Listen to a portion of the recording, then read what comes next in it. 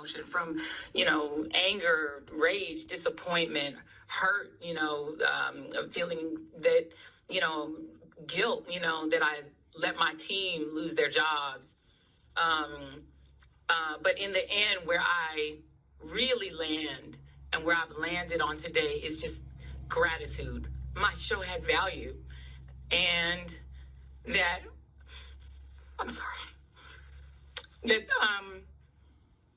what I was doing had value.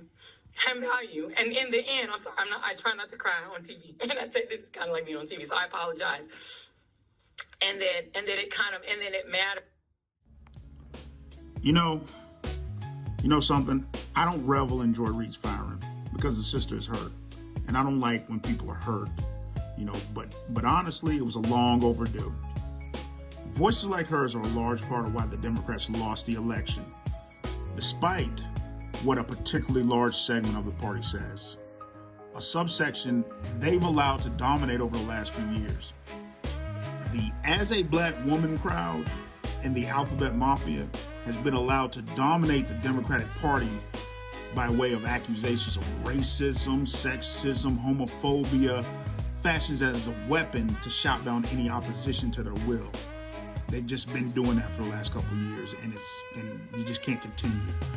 But thankfully for the nation, and unfortunately for them, the Democrats and liberal institutions are recognizing that the current personalities and groups dominating party dialogue are unhinged in a way that a Trump presidency would just further expose. They can't be in office. They can't be prominent voices while Trump is in office. And what that means is Trump is an expert at baiting them into looking exactly like the overly preachy freak show ruminators that most of America has grown to know them to be. And realistically, it's just better late than never that the Democrats and liberal institutions, and yes, MSNBC is a liberal institution. It's just better they realized how untenable having people like Joy Reid as such prominent political voices of the party has become. Because honestly, I think a Trump presidency probably would have caused her to have an on-air mental breakdown anyway. And I'm not even joking. Like, over the last couple years and dealing with Trump, she just becomes unglued, unhinged in a way that they can't even risk having her on air. They just can't. They couldn't even risk it because she looks that crazy sometimes when you're talking about Trump. Like the tears and like all the emoting and everything. You just can't have that on air when you're dealing with politics, especially global politics and local politics. There's not a lot to be gained from that, especially when you're living in a democracy. Everybody has a vote. So, there's a saying, right? You can either be right or be married. And what that means is that what's the point of even arguing to begin with if you're just going to get divorced anyway? And furthermore, when clearly being right, quote unquote, is subjective if someone's even arguing against your point anyway. It's not even settled that you're right. So what's the point? Like they said, you can either be right or be married. And Democrats and their institutions are basically saying, we can either be right, read self-righteous. Really, that's what it means. We can either be self-righteous or we can win elections. And clearly, they'd rather win elections, thus allowing them to enact policy and said feelings and beliefs that would align to the will of their constituents. And Democrats and their institutions are increasingly making subtle decisions to distance themselves from obnoxious, preachy, over-the-top voices in the party. And Joy Reid was clearly one of those voices that no longer was a net positive for the Democratic Party. She wasn't. And there's a few more like her. They just don't bring anybody else. They preach to the choir, but they annoy the nation. You see what I'm saying? And it doesn't work. It doesn't help. And you can't tell them that it's not helping. They don't care. So you kind of gotta slowly move on from it. And man, the Republicans, quite frankly, make a lot of women of color look neurotic. They make them look like neurotic people who can't engage in civil dialogue under most circumstances. And people they're fed up with that.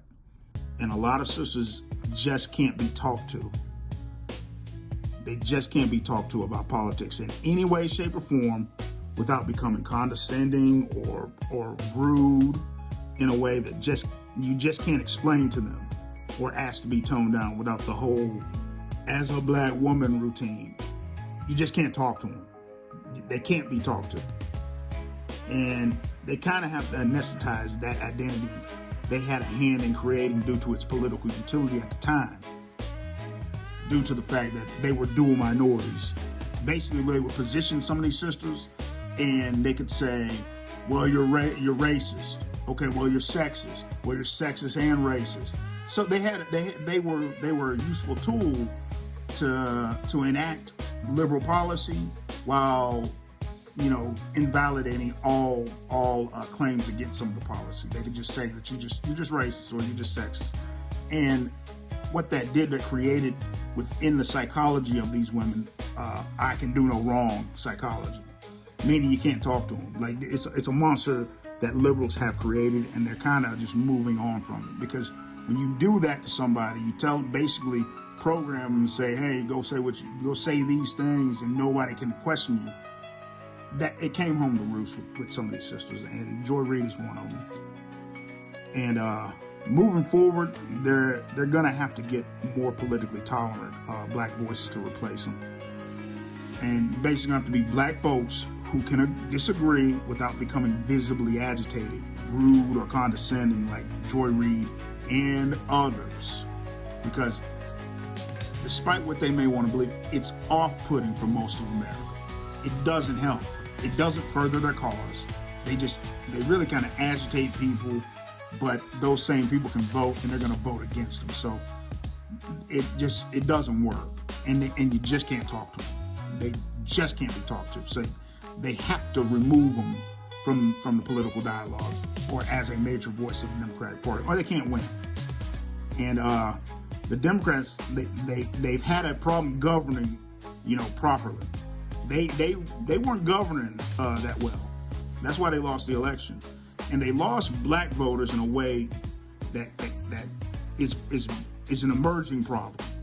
Like they're trending downward with black voters, and I'm one of those black voters. I'm a moderate. I can vote Democrat or Republican, and they lost me this election, and largely in part because voices like Joy Reid saw to it.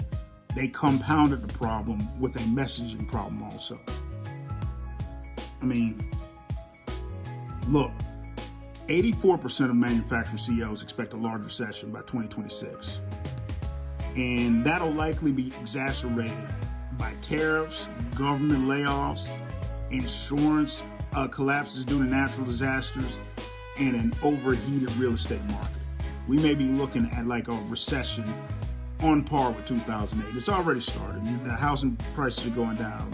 The stock market is teetering, and what this means is Democrats need to be in a position to look like a viable alternative.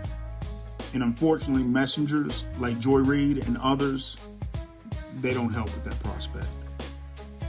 Well, anyway, I appreciate you guys listening. If you would, like, share, and subscribe. Thank you.